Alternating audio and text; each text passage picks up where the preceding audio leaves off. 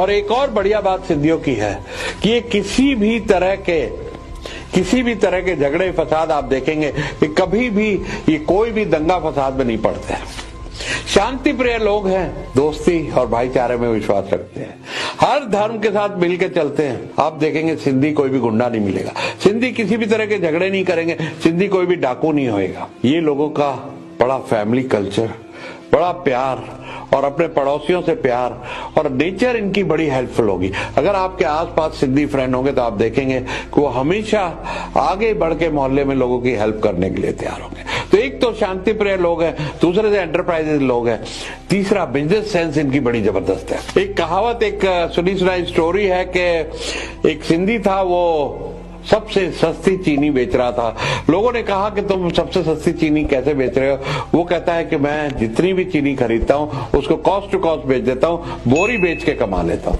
ये तो इनकी बिजनेस सेंस होती है, क्योंकि ये वॉल्यूम में व्यापार करते हैं, ये स्केल करते हैं, बड़ा व्यापार करते हैं। आज आप हिंदुजास को देख लीजिए, उनके बैंक्स, कॉलेजेस, बहुत सारे दुनिया भर के चैरिटेबल हॉस्पिटल और कॉलेजेस के साथ साथ बहुत सारे बिजनेसेस हैं। टेलीकॉम हो गया और भी तरह तरह के, बैंकिंग हो गया, इंडसइंड बैंक हो गया, इस तरह के कई सारे बिजनेसेस हैं। एक और चीज ने इनको आगे रखा कि एजुकेशन इन्होंने अच्छी ली।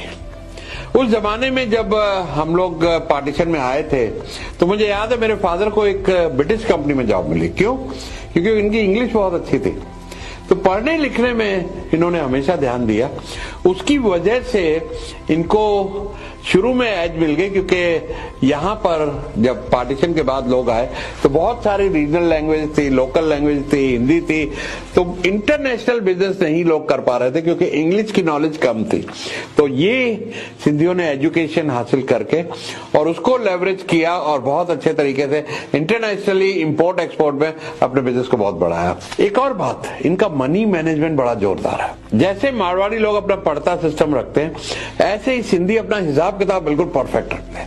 आप देखेंगे उनके जेब में हमेशा एक छोटी डायरी रहेगी। उस जमाने की बात बता रहा हूँ, आज तो कंप्यूटर्स आ गए, बहुत कुछ हो गया, लेकिन इनका हिसाब, जिसका देना है वो देंगे, जिससे लेना है उससे लेंगे। हिसाब बड़ा पक्का होगा और ये खर्चे बड़े लिमिट में रखते हैं, क्योंकि उस जमाने से आ रहे हैं। तो थोड़े बहुत कंजूस भी होते हैं, लेकिन कोई बुराई नहीं है, क्योंकि ये सेविंग में विश्वास रखते हैं और सेविंग कर करके सबसे ज्यादा इनका इंटरेस्ट रियल एस्टेट में रहता है। जो प्रॉपर्टी जिन्होंने 1970 में, 80 में, 90 में बनाई, वो प्रॉपर्टी आज 100 हजारों करोड़ की हो गई और उससे भी सिंधीज बहुत अमीर हो गए, बहुत रिच हो गए। ये कभी किराए के मकानों में नहीं रहेंगे, ये हमेशा अपने घर की सोचते हैं, अपना घर जरूर लेते हैं और उसकी वजह से इनकी अच्छी वेल्थ क्रिएशन होती है। बहुत सारे लोग तो रियल एस्टेट को अपना बिजनेस ही बना लिया। आज बॉम्बे में आप देखेंगे हीरा नंदानी या रहेजाज, ये सब बड़े बड़े डेवलपर, पैराडाइज बिल्डर, ये सब के सब सिंधी ही हैं। तो सिंधियों की कुछ ये खूबियां, जहां वो प्यार से, भाईचारे से, बिजनेस सेंस से अच्छे व्यापारी हैं, कभी ये जॉब में नहीं जाते ज्यादा करके, और दूसरी चीज, सिंधी कभी भीख नहीं मांगते।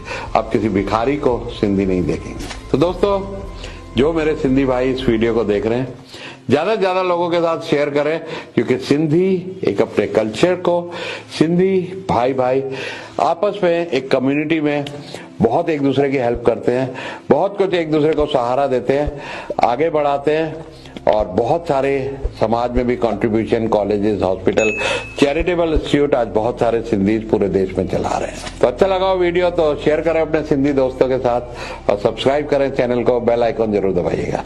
Thank you.